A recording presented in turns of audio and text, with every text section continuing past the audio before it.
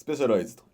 言わずもがなアメリカの超一流自転車メーカー。日本でも絶大な人気を誇るメーカーで、自転車乗りの憧れのブランドである。有名なレースでは上位には必ずスペシャライズドのバイクがあるくらい、走りにも定評があるメーカー。かくなる僕も今まで3台乗ってきた。そんなスペシャライズドから依頼が来た。スペシャライズドが最近出した新型105でアッセンブルされた主力3台を比較してくれないかという内容である。ターマック、エートス、ルーベ。どれもスペシャライズドの主力ロードバイクであり、それぞれ全くコンセプトの異なるバイクだ。普段バイクのインプレはあまりしないのだが、ありがたいことに僕の感じたままにレビューして構わないと言っていただいた。さすが世界のスペシャライズド。圧倒的な自信と僕のこともよく分かってくれている。いいなと思った部分はふんだんに伝えつつ、メディアが伝えなさそうなデメリットの部分も僕なりに整理して伝えたいと思う。ということで届いた。これらのバイクの特徴は全てフルカーボンバイク。最新のテクノロジーで構成されたバイク。一昔前は105組のロードバイクは30万円あれば買えたものだが、時代が変わっていくうちに105もアルテグラ、デュラエースとさほど変わらない上位グレードコンポの仲間入りをしてしまったようだ。とはいえこのご時世でスペシャライズドのブランド力、最新スペックをふんだんにアッセンブルさせたこれらのバイクはスペシャライズドジャパンかなり頑張ったんじゃないかなと思った。事実、今の新型105はマジでいい。次は憧れのアルテグラって思う時代もあったけど、今の105はもうこれでいいじゃんというレベルの完成度の高さだ。さて、今回の面白いところは3台全て価格が同じ税込み38万5000円というところだ。価格はバイクを選ぶ上で重要な部分ではあるが、その差がないこの価格設定、これはユーザーを悩ませてくれる。しかも楽しい悩みであることは間違いない。値段ではなく、純粋に自分がどういう走りがしたいかにフォーカスできるのはとてもいいと思った。実際自分だったらどれを選ぶかなと何度も迷った。今回レビューするにあたってそれぞれ50キロから100キロほど乗り込んだ。平地の多いサイクリングロード、山はもちろんもがいてみたり、グラベルも容赦なく行った。後でスペシャさんに謝っておきます。それぞれレビューの前に3台に共通して言える素晴らしいことは、タイヤが最上級にいいものがついています。特にルーベ、このバイクに関しては最新の最上級のものがついています。1本1万円です。前後で2万円のタイヤです。やばいです。これが105グレードについてきます。もちろんターマック、エイトスにも最上級レベルのものがついています。これは素晴らしいです。ターマック、スペシャライズドの本気のレースバイク。毎年毎年磨きがかかりまくって、もうやることないんじゃないかと思うくらいスピードを追求し続けているバイク。事実、日本の大きなレースでは勝利を収めまくっているバイク。少なくとも上位には必ずいるバイク。早速乗ってみた。まず感じたのはかかりの良さ。踏んだ力がズン、そのままバイクに伝わる感じ。めっちゃ気持ちいい。俺はって思える気持ちよさを即感じることができる。この気持ちよさは危険だなと思った。どんどん踏みたくなる。この感覚は以前 S 級ライダーと淡路島に一周した時の感覚と近い。時速40キロに到達し、巡航が気持ちよくできてしまって、どんどん踏みたくなってしまう。体は疲れてるのに踏みたくなるので、ライドが終わるとめっちゃガス欠になっていた。この現象は平坦だけでなく上りでも起きた。上りというとこの後登場するエートスが光ると思いがちだが、僕はターマックの方が全然速いと思った。少なくとも勾配 7% くらいまでの激坂手前の坂に関しては、かかりの良さ、気持ちいい推進力がぐいぐい進んでくれるので、これまた俺はって気持ちにさせてくれた。さすがオールラウンダーレースバイク。自分は走りに集中したい。高速域を気持ちよく巡航したい。個人だけでなく友人との練習で日々向上心を感じたい。そういった人にはこの3台の中ならこれ一択だなと思った。他のバイクではこの気持ちよさを感じることはできなかった。いいことばかり伝えたが、個人的に感じた不満点も伝えよう。このバイクはケーブルフル内装ではない。とはいえエアロ性能を意識しているので、なるべくケーブル類が広がらないようにケーブルをステムに這わせている。素晴らしい対策だが、そのせいでサイコンのマウント、ライトなど必須でつけるべきものがつけづらい。てかつかない。もしサイコンなどつけるなら、ケーブルを押さえているパーツを外す。またはステムから直接伸ばすステムアクセサリーマウントが必要で、プラス6050円は用意した方がいいだろう。このバイクが光るのは最低でも時速35キロからだと思った。時速20キロとかでこのバイクを乗るのはまあいいんだけど、その速度域で走ることの多いのであれば、このバイクでなくてもいいと思った。もし自身がそんな速度出せません、出しません、巡航しませんというのであれば、この後レビューするエイトス、ルーベの方が体に優しい上に気持ちいいと思った。もちろん見た目の好みはあるので絶対とは言えないが、この3台と比較するとこんな感じだ。エイトスは自身も所有しているのでそれなりに理解があると思うが、今回はコンポも違うしグレードも違うのでしっかり乗ってみた。発表当時、世界最軽量ディスクロードとして登場し、業界をざわつかせたバイク。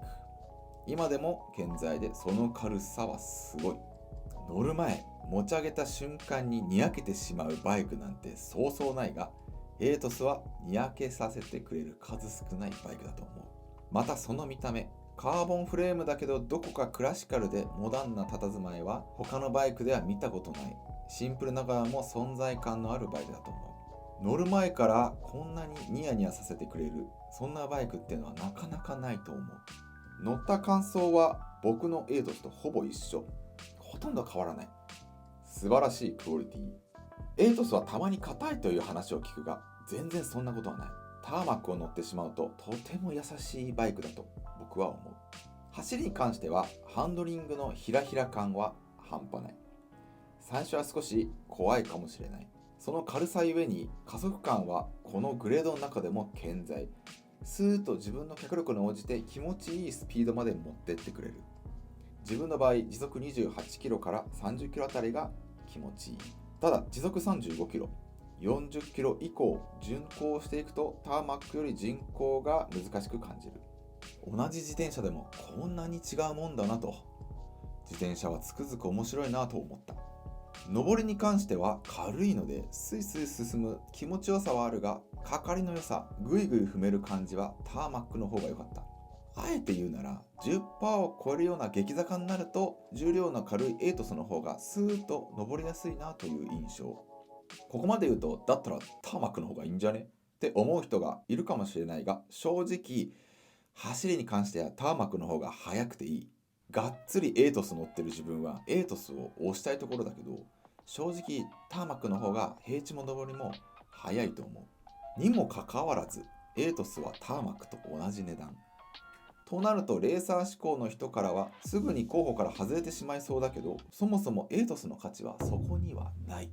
エイトスの魅力はカーボンバイクながら黒森バイクのような細く美しい見た目、独特の雰囲気を所有できることに魅力があると思う。例えるならめっちゃ軽いハイエンド黒森といったところだろうか。お高い黒森バイクも最新カーボンと比べたら走りに関してはかなわないけど、魅力はそこではないというのと同じ要素がエイトスにもあるんではないかと思う。サイクリングペースで走るのであればトップ級に気持ちいいバイクであることは間違いないので、普段の乗り方がロングライド、サイクリング、旅、たまにヒルクライムレースみたいな人には唯一無二の見た目もあっていい選択肢だと思う。強いて気になることといったら105のブラケット。他2つのバイクはフレームが太いので違和感がないが、全て細身のこのフレームからするとこのブラケットは少々ごつく感じてしまうかなと思った。まあ慣れの問題だと思うが。ルーベ、スペシャが誇るエンデュランスロード。もう言っちゃいます。僕このバイク大好きです。はいはい、どうせルーベベタ褒めパターンでしょと思うかもしれませんが、ベタ褒めはします。ただ誰も言わなさそうな懸念点もしっかり伝えさせていただきます。さて、ルーベといったらフューチャーショック。今作は 3.0 という最新のサスペンションがついていて、トラベル量は 20mm。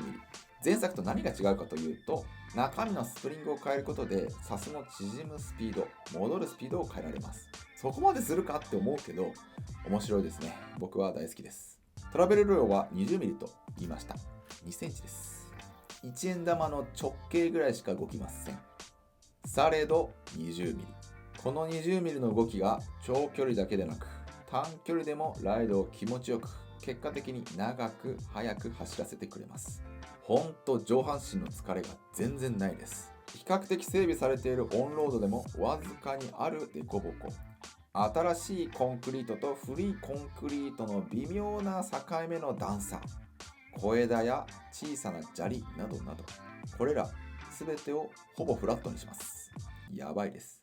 結果躊躇なく踏めるし、姿勢もペダリングも乱れなかった。この気候はまさに神の見業。グラベルでも50キロほど乗り込んだが、正直グラベルバイクとしても最高の走りをしてくれた。タイヤは物によるけどマックス 38C まで履ける。もうグラベルバイクいらないじゃんって思えるくらいよくできていた。フューチャーショックに注目されがちだが、驚いたのは走りの軽さ。